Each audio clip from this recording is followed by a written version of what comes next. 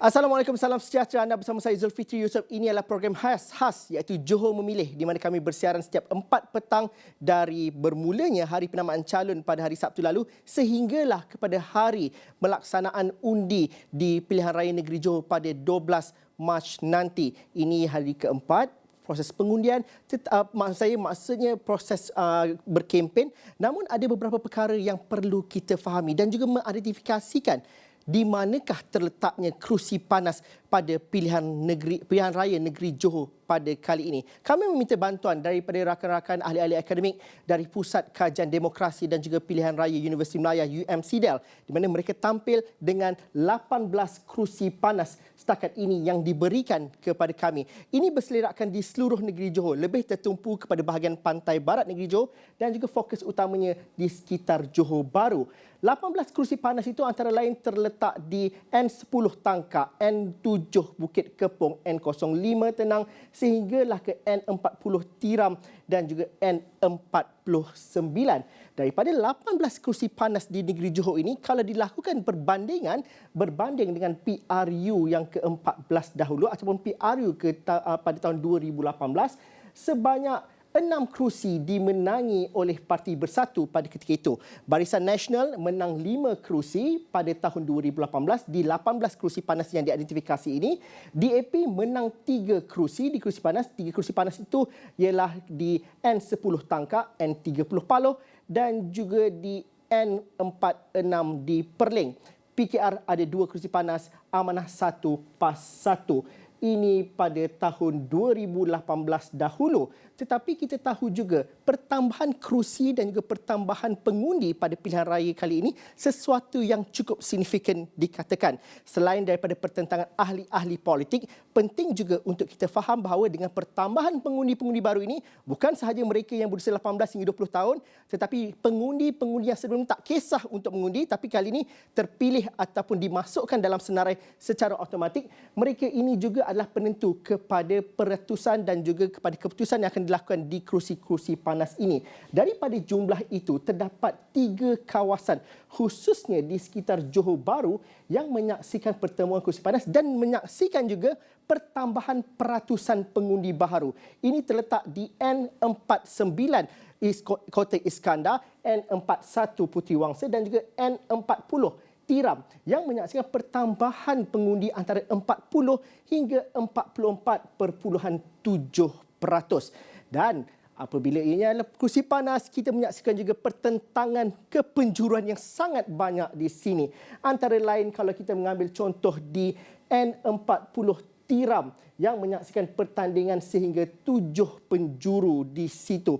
Dan itu juga dengan N47 Kempas yang menyaksikan 7 penjuru dan beberapa lagi kawasan yang menyaksikan semuanya lebih daripada 3 penjuru di sini. Tapi apa gunanya data ini dan juga bagaimana kita meneliti dan juga menganalisis perkara ini secara dengan lebih terperinci? Eloklah saya tanyakan terus kepada Profesor Madya Dr. Rosmadi Fauzi, merupakan fellow penyelidik di Pusat Kajian Demokrasi dan juga Pilihan Raya UMCDEL.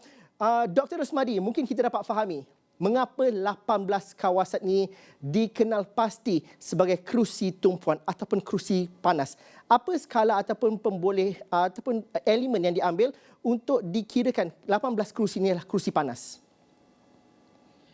Terima kasih Zul atas soalan yang diberikan. Ini adalah satu perkara yang mungkin menarik dibicarakan kita selepas kita mengetahui tentang calon yang akan bertanding. Jadi tumpuannya sudah tentu kepada kerusi-kerusi panas ini. Untuk makluman, kerusi panas ini pada kebiasaannya seperti yang telah didefinisikan oleh ramai pengkaji, mereka lebih menumpukan kepada kerusi-kerusi marginal di mana kerusi-kerusi yang kemenangannya pada PRU 14 yang lalu dengan jumlah majoriti undi yang kecil. Jadi selain daripada kita melihat kepada kemenangan menang atau kalah, kita juga melihat kerusi panas ini juga sebagai kerusi tumpuan ataupun yang menjadi pemerhatilah kepada baik mereka yang mengundi, begitu juga pemerhati pengundi atau juga penganalisis Di antaranya di mana calon-calon yang bertanding itu terdiri daripada calon-calon yang popular, baik daripada ketua parti, ketua pembangkang atau juga kerusi-kerusi menteri besar ataupun mantan menteri. Ini merupakan di antara kerusi panas yang menjadi tumpuan. Mhm.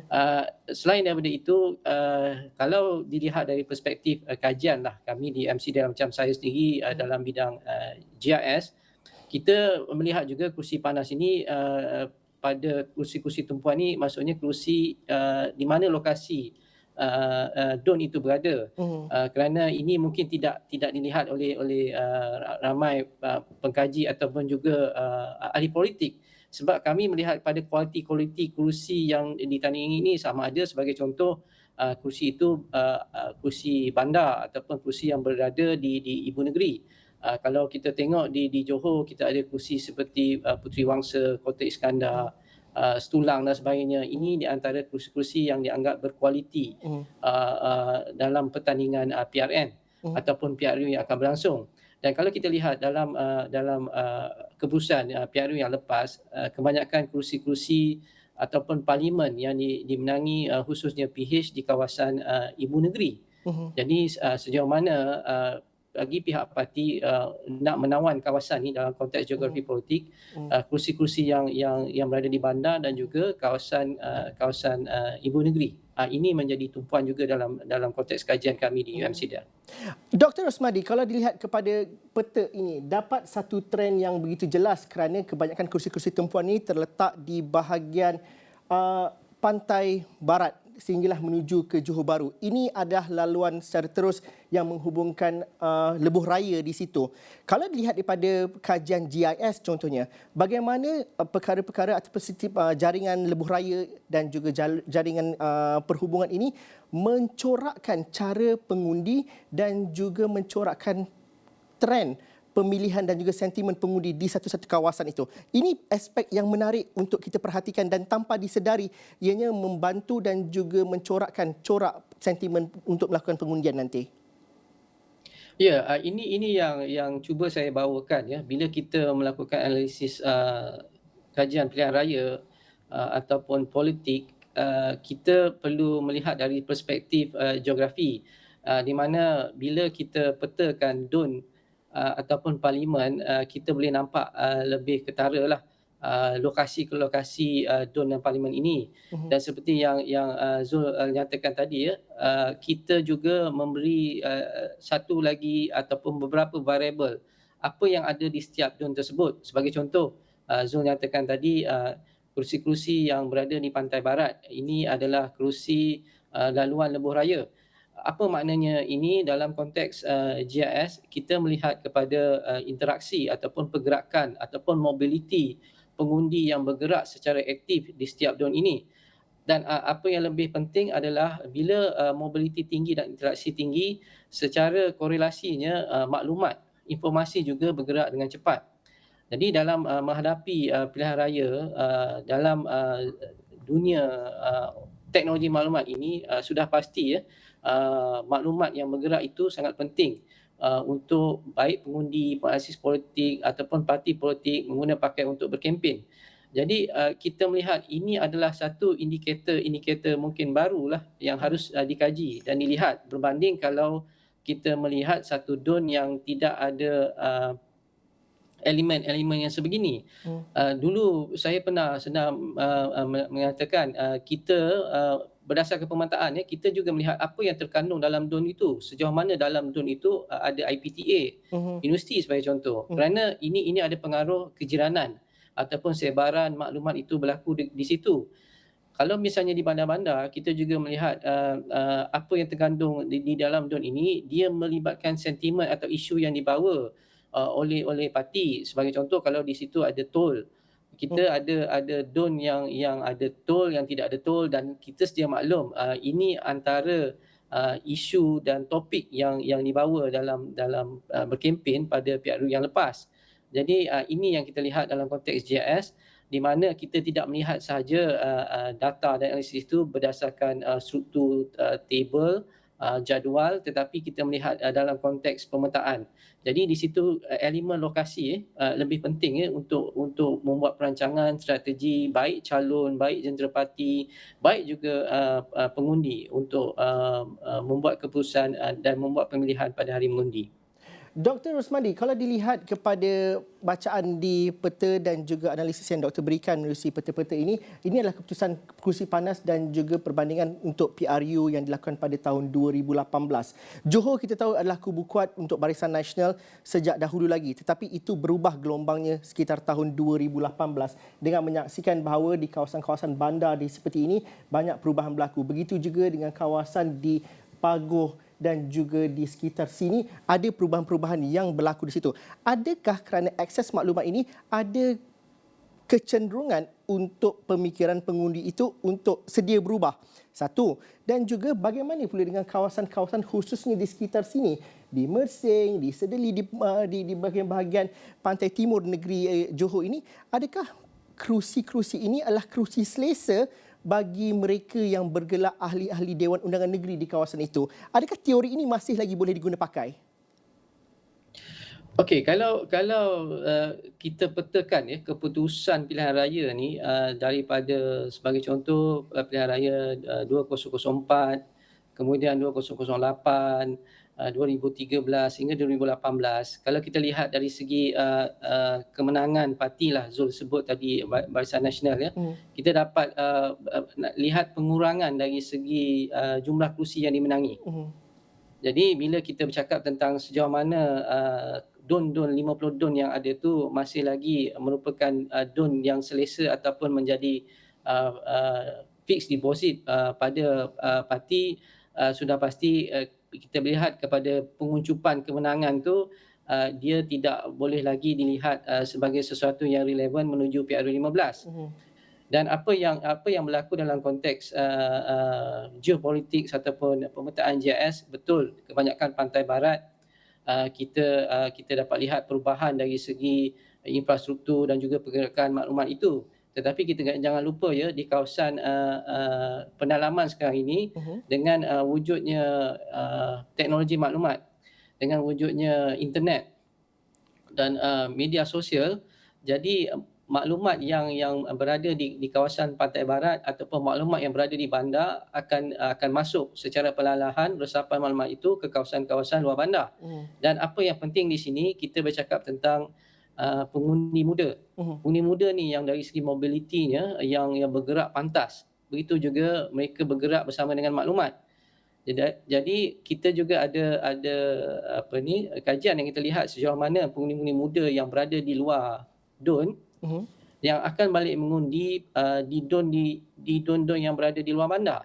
Jadi mungkin Zul pernah dengar pada PRU yang lepas ada dinyatakan bahawa ada kawasan don luar bandar pada hari pilihan raya dia menjadi kawasan bandar. Ini antara isu-isu yang kita lihat yang dibawa masuk oleh pengundi luar, khususnya kebanyakan pengundi muda lah yang berumur 39 tahun ke bawah. Dr. Rosmadi, yang menjadi tumpuan dalam konteks ini, Zul. Dr. Rosmadi, mungkin saya nak berikan tumpuan kepada 3 kerusi ini, iaitu di Kota Iskandar, Puteri Wangsa dan juga Tiram di situ. Menyaksikan pertambahan kerusi ataupun pertambahan peratusan pengundi yang terbesar di seluruh negeri Johor, iaitu sekitar 40 hingga 44.7%. Dan secara spesifiknya kalau kita ambil N40 Tiram, ini juga menyaksikan pertandingan sehingga 7 penjuru. Bagaimana kita kenal pasti bahawa adakah pertandingan itu begitu sengit kerana isu ataupun kerana ketakutan parti politik dengan peratusan pertambahan pengundi ini, Dr. Rosmadi? Pada pandangan saya, dua-dua perkara itu memang ada. Satu, isu dan juga pertambahan yang seperti Zul katakan tadi, parti yang bertanding. Tetapi kalau dilihat dari segi pemetaan kita ini kawasan-kawasan yang Zul nyatakan tadi, berlaku pertambahan pengundi yang banyak khususnya pengundi muda. Dan bila bercakap tentang pengundi muda ini, mungkin ramai yang fokus pada pengundi undi 18. ikut data bila kita bercakap tentang data, undi 18 hingga 20 ni dari segi pertambahan, kalau tak silap saya, dalam 7% saja daripada 2.5 juta pengundi yang akan bertanding.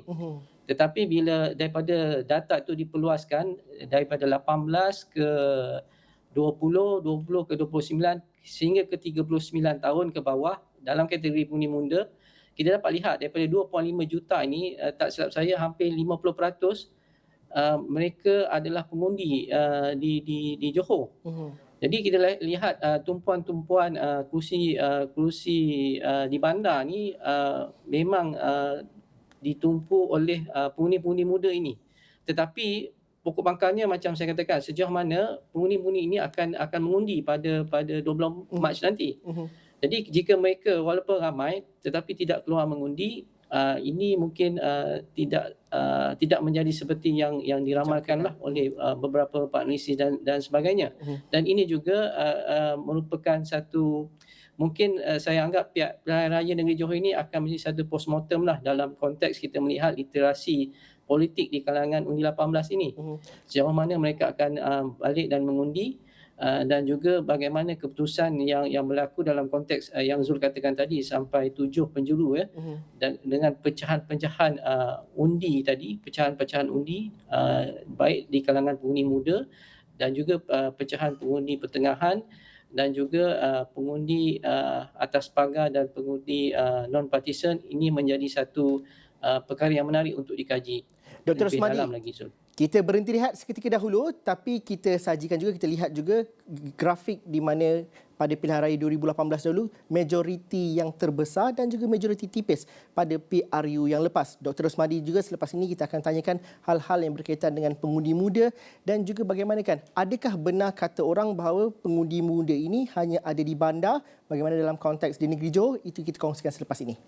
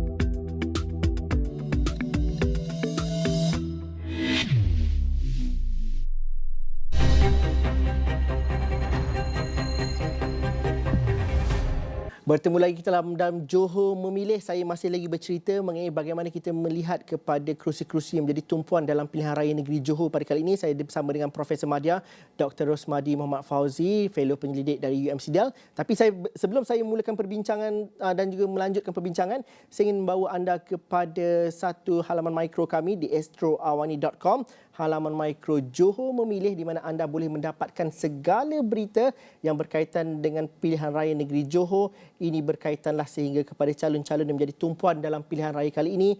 Ada berita-berita terkini mengenai Johor Memilih dan juga bilangan calon mengikut parti-parti pilihan raya dan juga segala video dan juga segala perkembangan terkini akan kami muatkan semuanya di sana. Senang untuk anda rujuk untuk PRN Johor 2022 ini di astroawani.com.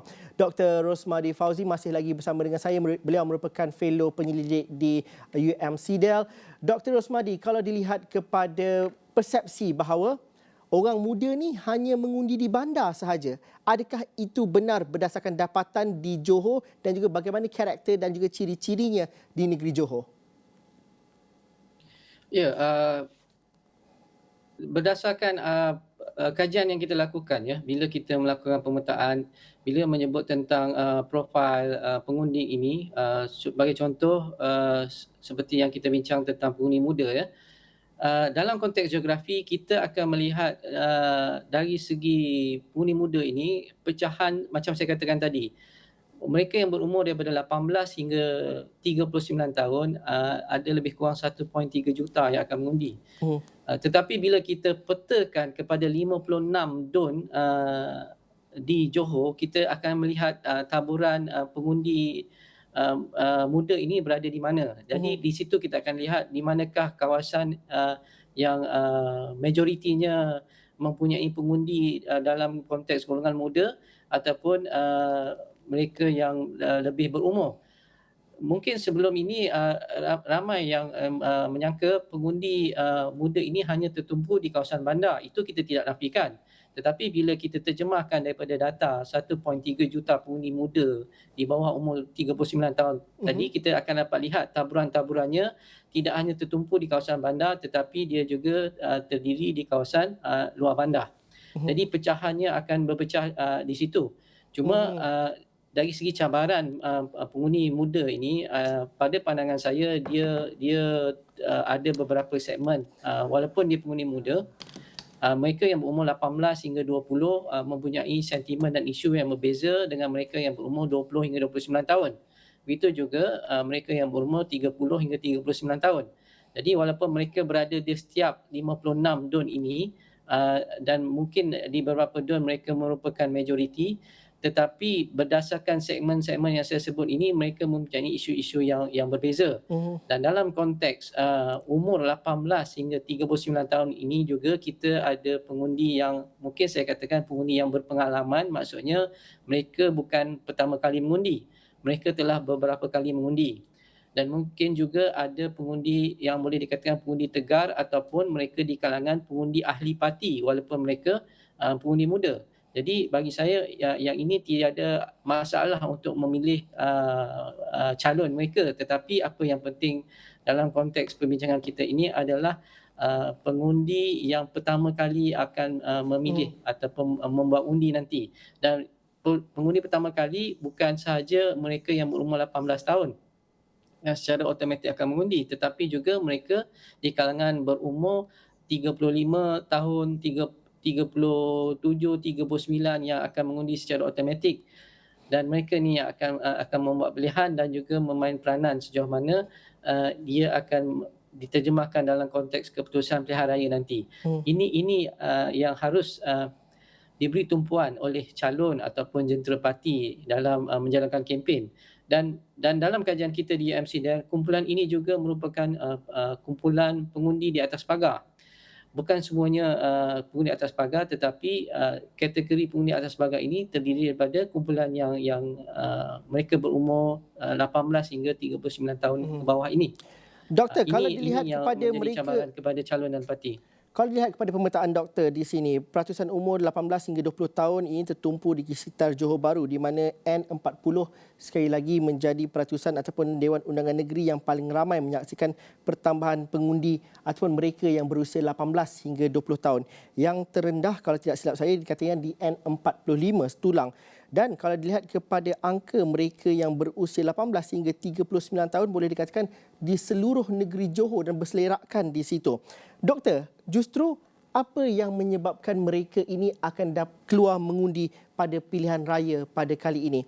Kerana kita tidak, adakah penyelidik seperti doktor mengambil pendekatan ataupun mengambil analisis-analisis serta elemen-elemen yang sama seperti 2018 ataupun lebih sukar pada kali ini kerana COVID-19 sudah mengubah cara rakyat berfikir, ramai yang hilang pekerjaan dan juga keterbukaan pengundi dan juga orang-orang muda juga cukup berbeza. Apatah lagi mereka kalau di negeri Johor dan juga Malaysia secara keseluruhannya sudah menyaksikan mereka dah ada pengalaman dengan parti daripada gabungan yang mana satu pun sekali. Dah tahu bagaimana mereka memerintah. Justru apa yang menyebabkan mereka boleh tertarik dan kesukaran penyelidik seperti doktor? Okey, seperti yang saya katakan, kita sebenarnya kena melihat kepada segmen-segmen yang lebih perinci dalam konteks pengundi muda ini. Mungkin sebelum ini saya pernah katakan mereka yang berumur 20 hingga 29 tahun. Dalam konteks geografi, kita akan lihat mereka ini berada di mana. Kalau 20, 25, mereka kebanyakannya berada di college ataupun universiti kalau mereka masih lagi belajar. Jadi dalam konteks segmen kumpulan profil pengundi ini, mereka mempunyai isu ataupun sentimen yang berbeza.